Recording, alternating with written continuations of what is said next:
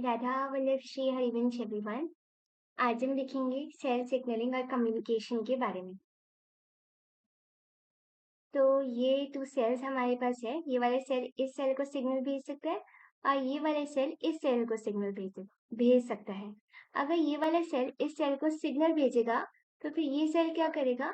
ये सेल कोई भी रिस्पॉन्स को फॉर्म करेगा।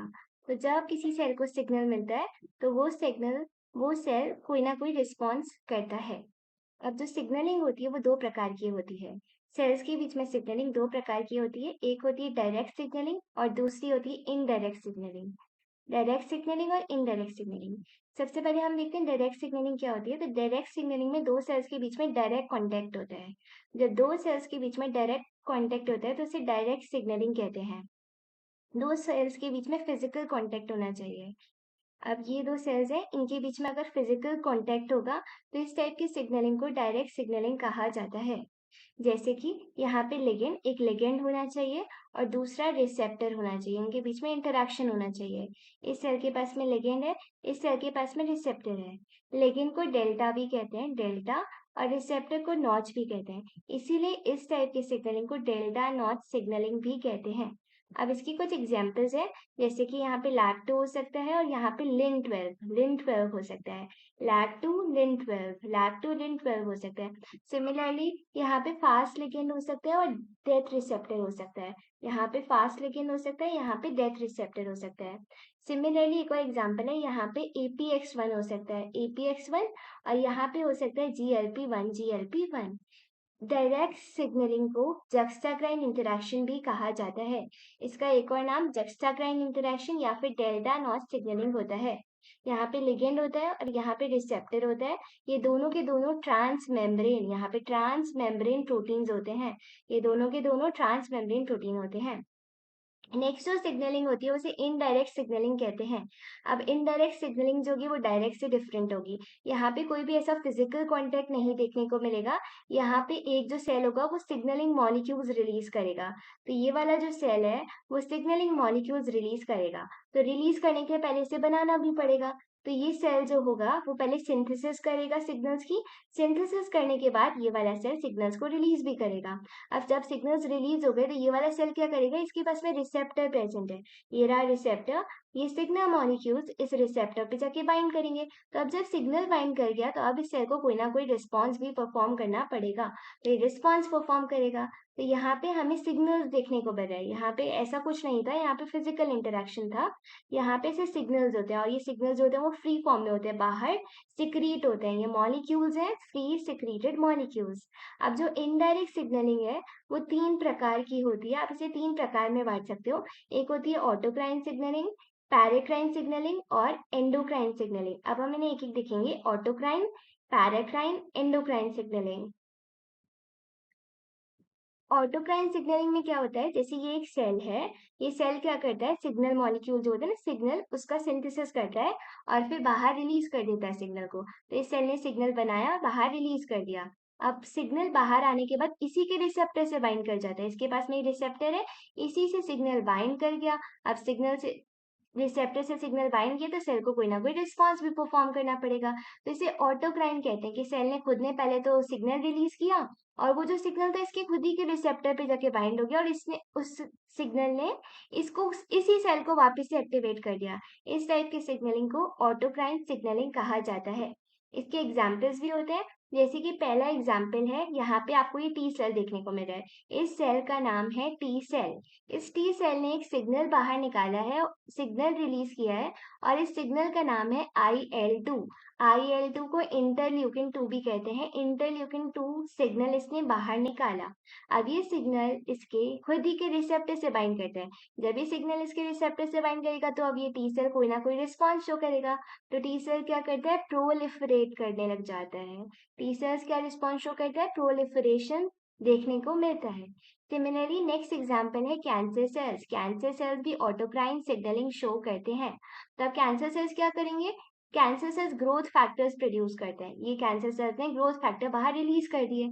अब ये ग्रोथ फैक्टर्स कैंसर सेल के रिसेप्टर से ही बाइंड होंगे। कैंसर सेल के रिसेप्टर से बाइंड होते हैं, फिर सेल क्या रिस्पॉन्स करेगा कैंसर सेल? तो ये भी प्रोलिफरेट करेगा, डिवाइड करेगा और ये सेल सर्वाइव करेगा। तो ये ग्रोथ फैक्टर्स क्या काम करते हैं कैंसर सेल्स के अंदर? इनके सेल प्रोलिफरेशन को स्टिमुलेट कर देते हैं, सेल प्रोलिफरेशन को बढ़ा देते हैं। कैंसर सेल ज्यादा से ज्यादा डिवाइड होते रहते हैं क्योंकि ये ऑटोक्राइन सिग्नलिंग शो करते हैं। नेक्स्ट एग्जाम्पल है bacterial quorum sensing. Bacterial quorum sensing भी ऑटोक्राइन सिग्नलिंग का ही एग्जाम्पल है। अब इसमें क्या होता है, ये बैक्टीरिया आ जाए, ये रहा बैक्टीरिया, ये रहा बैक्टीरिया, ये रहा बैक्टीरिया।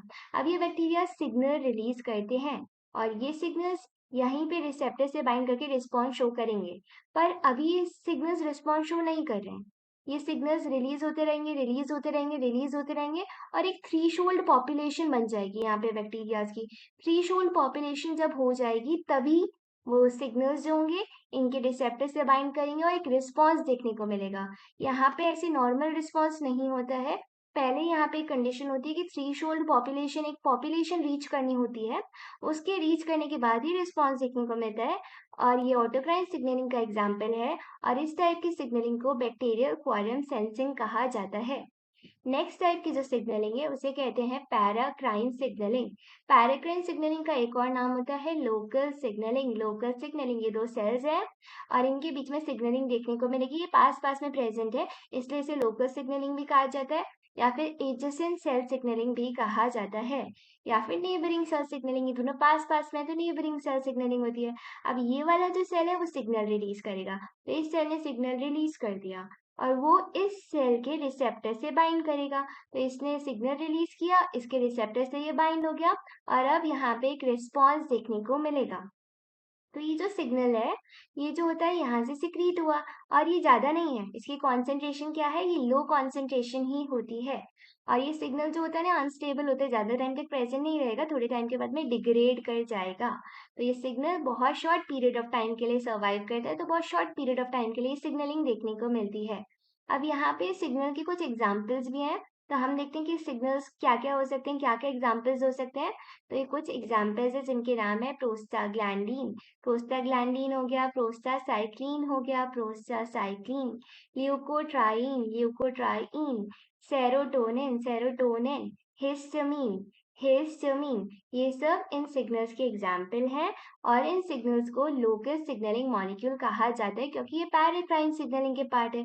जब पैराक्राइन सिग्नलिंग को लोकल सिग्नलिंग कहा जाता है तो इन मॉलिक्यूल्स को लोकल सिग्नलिंग मॉलिक्यूल्स कहा जाता है और ये रिस्पॉन्सिबल होते हैं इन्फ्लामेशन के लिए। जब आपकी बॉडी में कोई इन्फेक्शन होता है तो इन्फ्लामेशन देखने को मिलता है, कोई पैथोजन आपकी बॉडी में एंट्री करता है तो इन्फ्लामेशन देखने को मिलता है। तो उसमें मेन रिस्पॉन्सिबल सिग्नलिंग मॉलिक्यूल्स कौन से होते हैं, ये वाले। जब आपको पेन फील होता है, रेडनेस फील होती है, जो इन्फ्लामेशन हो जाता है, उसके लिए रिस्पॉन्सिबल है ये वाले signalling molecules. Next signalling molecule का एग्जाम्पल है थ्रोम्बेक्सिन। थ्रोम्बेक्सिन जिसका काम होता है ब्लड क्लॉटिंग के अंदर, ब्लड क्लॉटिंग के अंदर ये इंपॉर्टेंट रोल प्ले करता है। और भी सिग्नलिंग मॉलिक्यूल्स हैं, और भी यहाँ पे ऐसे सिग्नलिंग मॉलिक्यूल्स हैं जिनको हम ग्रोथ फैक्टर कहते हैं, ग्रोथ फैक्टर। तो पहला है EGF, epidermal growth factor, epidermal growth factor. दूसरा होता है NGF, NGF, nerve growth factor, nerve growth factor. फिर है PDGF, PDGF, platelet derive growth factor, platelet derive growth factor. फिर है FGF जो कि होता है fibroblast growth factor, fibroblast growth factor. अब पैराक्राइन सिग्नलिंग जो हम पढ़ रहे हैं उसका एक एग्जाम्पल भी होता है जैसे कि साइनैप्टिक सिग्नलिंग। तो साइनैप्टिक सिग्नलिंग देखो, ये वाला न्यूरॉन है, ये वाला एक न्यूरॉन है और ये भी एक न्यूरॉन है। इस वाले न्यूरॉन को प्री साइनैप्टिक न्यूरॉन कहते हैं, प्री साइनैप्टिक न्यूरॉन। और इस वाले न्यूरॉन को पोस्ट साइनैप्टिक न्यूरॉन कहते हैं। इन दोनों के बीच में ये जो गैप होता है इसे साइनैप्टिक क्लेफ्ट कहते हैं, साइनैप्टिक क्लेफ्ट कहते हैं। अब होता क्या है, इस वाले प्री साइनैप्टिक न्यूरॉन के अंदर कुछ वेसिकल्स प्रेजेंट है, ये रहे वेसिकल्स। इन वेसिकल्स में कुछ भरा हुआ है, उसे कहते हैं एसिटाइल कोलिन। एसिटाइल कोलिन इन वेसिकल्स में भरा हुआ है और अब ये वेसिकल से एसिटाइल कोलिन बाहर रिलीज होने जा रहा है। तो यहाँ पे बाहर रिलीज होगा, तो क्यों रिलीज हो रहा है, पहले तो वेसिकल में प्रेजेंट था, पर अब बाहर रिलीज क्यों हो रहा है? क्योंकि प्री साइनेप्टिक न्यूरॉन में इस न्यूरॉन के अंदर कैल्शियम आयंस का लेवल बढ़ जाता है। कैल्शियम आयंस का लेवल बढ़ने की वजह से ये वेसिकल्स यहाँ पे फ्यूज होते हैं और बाहर एसिटाइल कोलिन रिलीज हो जाता है साइनेप्टिक लेफ्ट के अंदर। तब यहाँ पे एसिटाइल कोलिन रिलीज हो गया, तो वो एसिटाइल कोलिन क्या करेगा? कुछ ना कुछ काम तो करना है उसे, तो वो लिगेंड गेटेड आयन चैनल्स को ओपन कर देता है। वो लिगेंड गेटेड आयन चैनल्स को ओपन कर देता है। तब आयन चैनल ओपन हो गए। आयन चैनल ओपन हो गए तो पोस्ट सिनेप्टिक न्यूरॉन में कोई ना कोई तो चेंज देखने को मिलेगा। तो Na+ का इनफ्लक्स देखने को मिलता है। ये जो आयन चैनल्स ओपन हुए हैं, इनसे Na+ का इनफ्लक्स होता है। तो इस टाइप की जो सिग्नलिंग है, इसे साइनेप्टिक सिग्नलिंग या फिर पैराक्राइन सिग्नलिंग कहते हैं। नेक्स्ट, अब यहाँ पे एसिटाइल कोलिन एस्टरेज एक एंजाइम होती है, उसका भी कुछ काम होता है। Acetyl choline esterase, acetyl choline esterase का काम होता है एसिटाइल कोलिन, ये जो एसिटाइल कोलिन है इसको डिग्रेड कर देना। कि बहुत लंबे टाइम तक यहाँ पे एसिटाइल कोलिन नहीं रहे, काम खत्म होने के बाद में एसिटाइल कोलिन का कोई काम नहीं है, तो यहाँ पे एसिटाइल कोलिन एस्टरेज जो होती है बचे हुए एसिटाइल कोलिन को डिग्रेड कर देती है। इसे रेगुलेशन ऑफ एसिटाइल कोलिन कहा जाता है। तो इस तरीके से एसिटाइल कोलिन का रेगुलेशन हो जाता है। अब थर्ड टाइप की जो सिग्नलिंग है उसे एंडोक्राइन सिग्नलिंग कहते हैं। एंडोक्राइन सिग्नलिंग क्या होती है? Long distance signalling, long distance signalling होती है। अब यहाँ पे अगर हम देखें तो यहाँ पे दो सेल्स थे, इस सेल ने सिग्नल दिया और इस सेल ने सिग्नल को ले लिया। अब यहाँ पे क्या होगा? ये सेल्स जो होंगे वो सिग्नल तो रिलीज करेंगे यहाँ पे, पर ये सिग्नल इस अकेले सेल के लिए नहीं होगा, सारे सेल्स के लिए होगा। जितने भी सेल्स हैं यहाँ पे, बहुत सारे सेल्स हैं, उन सबको ये सिग्नल मिल सकता है। पर ऐसा नहीं है सारे के सारे सेल्स यहाँ पे, अगर बहुत सारे सेल्स है तो वो सब ये सिग्नल ले लेंगे। कुछ ही सेल्स सिग्नल लेंगे। जो सेल्स सिग्नल अब ले पाएंगे उन्हें कॉम्पिटेंट सेल्स कहा जाता है, कॉम्पिटेंट सेल्स। और जो सेल्स जिन्हें सिग्नल की जरूरत नहीं है, वो सिग्नल्स के प्रति कोई रिस्पॉन्स शो नहीं करेंगे, उन्हें नॉन कॉम्पिटेंट सेल्स कहा जाता है। ये हम एंडोक्राइन सिग्नलिंग की बात कर रहे हैं। तो एंडोक्राइन सिग्नलिंग के अंदर सिग्नल सबके लिए होता है। कुछ सेल्स जो रिस्पॉन्ड करते हैं उन्हें कम्पीटेंट सेल्स कहा जाता है, और जो रिस्पॉन्ड नहीं करते हैं उन्हें नॉन कम्पीटेंट सेल्स कहा जाता है। तो अब अगर सिग्नल थोड़ा सा होगा तो कैसे काम चलेगा? उसे बहुत दूर तक जाना है, तो यहाँ पे सिग्नल बहुत ज्यादा होता है, हाई कॉन्सेंट्रेशन में होता है। अब सिग्नल स्टेबल है। पहले जो सिग्नल था ना वो अनस्टेबल था, यहाँ पे अनस्टेबल था क्योंकि उससे तो पास में ही जाना था। अब जो सिग्नल है, ये वाले जो सिग्नल होते हैं वो स्टेबल होते हैं, सेल के बाहर सिक्रीट होते हैं। अब ऐसे इतने खूब सारे सेल्स हैं, अब यहाँ पे खूब सारे सेल्स होंगे, वो सिग्नल रिलीज करेंगे तो उन्हें एंडोक्राइन ग्लैंड कहेंगे। अब जो ग्रुप ऑफ सेल्स हैं जो कि सिग्नल रिलीज कर सकते हैं, ऐसे जो सेल्स का ग्रुप होता है उन्हें एंडोक्राइन ग्लैंड्स कहते हैं। एंडोक्राइन ग्लैंड्स के कुछ एग्जाम्पल ये रहे, पिट्यूटरी ग्लैंड हो गया, थायराइड ग्लैंड हो गया, एड्रीनल ग्लैंड हो गया, पेनक्रियाज हो गया। ये सब के सब सिग्नल रिलीज करते हैं। यहाँ पे ग्रुप ऑफ सेल्स होते हैं जो कि सिग्नल रिलीज करते रहते हैं, इसलिए इन्हें एंडोक्राइन ग्लैंड्स कहा जाता है। पेनक्रियाज में भी 2 प्रकार के सेल्स जैसे कि अल्फा सेल्स और बीटा सेल्स हैं। तो अल्फा सेल्स जो होंगे वो कौन सा सिग्नल रिलीज करेंगे? अल्फा सेल्स जो सिग्नल रिलीज करते हैं उसे ग्लूकागिन कहते हैं, ग्लूकागिन। बीटा सेल्स जो सिग्नल रिलीज करते हैं उसे इंसुलिन कहते हैं, इंसुलिन। तो अब जैसे ये ग्रुप ऑफ सेल्स हैं, ये एंडोक्राइन ग्लैंड्स हैं, इन्होंने सिग्नल रिलीज कर दिए जो कि हमारे ब्लड में से दूसरी जगह जाएगा। तब ये ब्लड से दूसरी जगह जाएगा तो ये खूब सारी दूसरी जगह चले गया और बहुत सारे सेल्स हैं। अब जो सेल्स रिस्पॉन्स करेंगे वो रिस्पॉन्डिंग सेल्स हो गए, कंपीटेंट सेल्स हो गए, और बाकी यहाँ पे जितने और सेल्स होंगे जिनको सिग्नल की जरूरत नहीं थी तो वो नॉन कंपीटेंट सेल्स हो गए। अब ये जो सेल्स होंगे अगर इन्हें सिग्नल मिला है तो ये कोई ना कोई रिस्पॉन्स भी देंगे। इस टाइप के सिग्नलिंग को एंडोक्राइन सिग्नलिंग कहा जाता है। अब हम इन सिग्नलिंग मॉलिक्यूल्स के बारे में और स्टडी करते हैं। तो आप सिग्नलिंग मॉलिक्यूल्स को आप 2 प्रकार से बांट सकते हो, नॉन पोलर सिग्नलिंग मॉलिक्यूल और polar signalling molecule. Signalling molecules को 2 पार्ट्स में डिवाइड किया जा सकता है, नॉन पोलर और polar. Non polar signalling molecules जो होते हैं वो हाइड्रोफोबिक होते हैं, हाइड्रोफोबिक होते हैं, तो ये इजीली प्लाज्मा मेम्ब्रेन को क्रॉस कर जाएंगे। तो ये सेल रहा, सेल की प्लाज्मा मेम्ब्रेन को ये इजीली क्रॉस कर जाएंगे क्योंकि ये नॉन पोलर है, ये हाइड्रोफोबिक है। तो ये यहाँ पे क्रॉस करके अंदर आ गए, तो इनके रिसेप्टर या तो अंदर प्रेजेंट होंगे, अंदर क्या है? साइटोसोल। तो या तो साइटोसोल में इनके रिसेप्टर होंगे या फिर ये यहाँ से न्यूक्लियस के अंदर भी चले जाएंगे, तो या वो इनके रिसेप्टर न्यूक्लियस में होंगे या फिर साइटोसोल में होंगे। ऐसे जो सिग्नलिंग मॉलिक्यूल्स होते हैं उन्हें नॉन पोलर कहते हैं। अब दूसरे टाइप के जो सिग्नलिंग मॉलिक्यूल्स होते हैं वो पोलर होते हैं। पोलर का मतलब हाइड्रोफिलिक है वो। हाइड्रोफिलिक मतलब कि ये प्लाज्मा मेम्ब्रेन के अंदर नहीं जा सकते, ये प्लाज्मा मेम्ब्रेन को क्रॉस नहीं कर सकते। तो इनके रिसेप्टर कहाँ होंगे? प्लाज्मा मेम्ब्रेन पे बैठे होंगे, ये रहे। तो इनके रिसेप्टर्स प्लाज्मा मेम्ब्रेन पे होते हैं। इसका मतलब नॉन पोलर सिग्नलिंग मॉलिक्यूल्स के रिसेप्टर अंदर हो सकते हैं साइटोसोल में या फिर न्यूक्लियस में, जबकि पोलर सिग्नलिंग मॉलिक्यूल्स के रिसेप्टर तो सिर्फ प्लाज्मा मेम्ब्रेन पे ही प्रेजेंट होते हैं। तो अब नॉन पोलर सिग्नलिंग मॉलिक्यूल कह रहा है कि क्या इसका रिसेप्टर यहाँ पे प्लाज्मा मेम्ब्रेन पे नहीं हो सकता क्या? अंदर ही रहेगा क्या? तो नहीं, यहाँ पे कुछ एक्सेप्शंस होते हैं। नॉन पोलर के केस में भी ऐसा हो सकता है कि रिसेप्टर प्लाज्मा मेम्ब्रेन पे प्रेजेंट हो, यहाँ पे प्लाज्मा मेम्ब्रेन पे प्रेजेंट हो। ऐसे एक्सेप्शंस देखने को मिलते हैं एनिमल्स में भी और प्लांट्स में भी, दोनों में ऐसे एक्सेप्शंस प्रेजेंट होते हैं। एनिमल्स में जो सिग्नलिंग मॉलिक्यूल्स ये नॉन पोलर है, ये हाइड्रोफोबिक है, स्टिल इनके रिसेप्टर्स जो होते हैं वो प्लाज्मा मेम्ब्रेन पे प्रेजेंट है। इनके क्या क्या एग्जांपल्स हो गए? Prostaglandin, thromboxane, leukotriene. वैसे ही प्लांट्स के अंदर भी ऐसे कुछ सिग्नलिंग मॉलिक्यूल्स होते हैं जो है तो नॉन पोलर, पर इनके रिसेप्टर प्लाज्मा मेम्ब्रेन पे प्रेजेंट है, जैसे कि जिबरेलिक एसिड, ऑक्सिन, ब्रेसिनोस्टेरॉइड्स। अब हम इनके एग्जाम्पल्स देखते हैं कि नॉन पोलर सिग्नल्स के क्या क्या एग्जाम्पल है और पोलर सिग्नल्स के क्या क्या एग्जाम्पल है। तो पहले हम देखते हैं नॉन पोलर सिग्नल्स के क्या क्या एग्जाम्पल है। तो ये स्टीरॉइड्स होते हैं। क्या होते हैं? स्टीरॉइड्स मतलब कि कोलेस्ट्रॉल से बने होते हैं। इनका जो प्रिकर्सर होता है ये कोलेस्ट्रॉल से डिराइव्ड होते हैं, इन्हें स्टीरॉइड्स भी कहा जाता है। इनके एग्जाम्पल हो गए aldosterone, testosterone, progesterone, ecdysone, cortisol, estrogen, mineralocorticoid, glucocorticoid, retinoic acid, thyroxine. ये कुछ एग्जाम्पल्स हैं। ये सारे के सारे नॉन पोलर सिग्नल के एग्जाम्पल्स होते हैं। इसके साथ साथ गैसियस मॉलिक्यूल्स जो होते हैं ना, ये भी सिग्नल होते हैं। गैसियस मॉलिक्यूल्स भी सिग्नल होते हैं और ये नॉन पोलर सिग्नलिंग मॉलिक्यूल्स के एग्जाम्पल हैं, जैसे कि NO nitric oxide, CO carbon monoxide.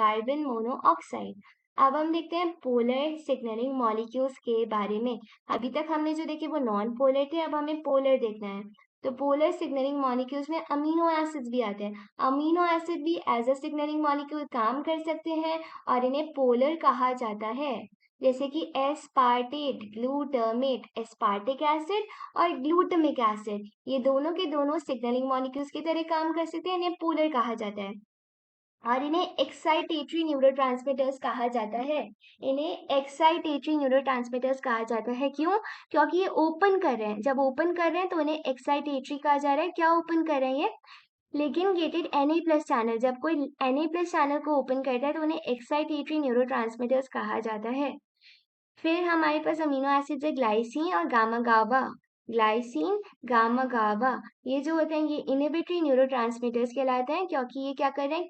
Cl- ion channels को ओपन कर रहे हैं, क्लोरीन आयोन चैनल्स को ओपन कर रहे हैं, इसलिए इन्हें इनहिबिटरी न्यूरोट्रांसमीटर्स कहा जाता है। तो ये अमीनो एसिड्स थे जो कि सिग्नलिंग मॉलिक्यूल की तरह काम कर रहे थे। अब कुछ अमीनो एसिड्स के डेरिवेटिव्स जो होते हैं ना, वो भी सिग्नलिंग मॉलिक्यूल्स की तरह काम करते हैं और उन्हें भी पोलर सिग्नलिंग मॉलिक्यूल्स कहा जाता है। जैसे हिस्टीन अमीनो एसिड से बनता है हिस्टामीन, हिस्टीडीन से बनता है हिस्टामीन, ट्रिप्टोफैन से बनता है सेरोटोनिन। ट्रिप पे गए हम, सैर करने गए हम, ट्रिप्टोफैन से बनता है सेरोटोनिन। टायरोसिन से बनता है एपिनेफ्रिन, नॉरएपिनेफ्रिन और डोपामीन। एपिनेफ्रिन, नॉरएपिनेफ्रिन और डोपामीन, तो ये सारे के सारे पोलर सिग्नलिंग मॉलिक्यूल्स के एग्जाम्पल हैं। ये अमीनो एसिड्स के डेरिवेटिव्स हैं। नेक्स्ट, शॉर्ट पेप्टाइड जो होते हैं ना, छोटे छोटे पेप्टाइड्स, वो भी सिग्नलिंग मॉलिक्यूल्स की तरह काम कर सकते हैं, जैसे कि TRH, थायराइड रिलीजिंग हार्मोन, ये एक पेप्टाइड है। थायराइड रिलीजिंग हार्मोन, ये smallest try amino acid peptide है, 3 अमीनो एसिड से मिलकर बना है ये सबसे छोटा ट्राई अमीनो एसिड पेप्टाइड है जो कि एज अ सिग्नलिंग मॉलिक्यूल काम करता है, पोलर सिग्नलिंग मॉलिक्यूल की तरह। वैसे ही कुछ पेप्टाइड्स भी होते हैं जो कि सिग्नलिंग मॉलिक्यूल की तरह काम करते हैं, पोलर सिग्नलिंग मॉलिक्यूल की तरह कुछ पेप्टाइड्स भी काम करते हैं, जैसे कि ADH anti diuretic hormone, oxytocin prolactin, beta endorphin, फिर इंसुलिन भी एक पेप्टाइड सिग्नलिंग मॉलिक्यूल है, पोलर सिग्नलिंग मॉलिक्यूल है। फिर ACTH adrenocorticotrophic hormone LH, luteinizing hormone. फिर है ग्रोथ हार्मोन भी एक पोलर सिग्नलिंग मॉलिक्यूल है। फॉलिकल स्टिमुलेटिंग हार्मोन एफएसएच, इसका मतलब एलएच एफएसएच, ये दोनों के दोनों पोलर सिग्नलिंग मॉलिक्यूल्स होते हैं जो कि पेप्टाइड होते हैं। Calcitonin, erythropoietin, insulin like growth factors, रीसैक्सपीरेट, ये सब के सब पोलर सिग्नलिंग मॉलिक्यूल्स होते हैं।